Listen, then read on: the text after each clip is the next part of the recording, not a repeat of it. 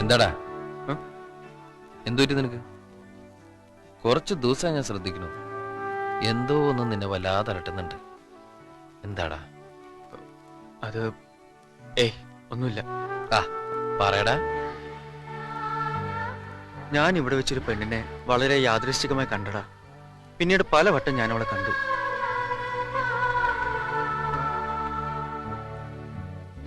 ആരാന്നോ എവിടെ നിന്നാണെന്നോ പേരെന്താണെന്നോ ഒന്നും അറിയില്ല.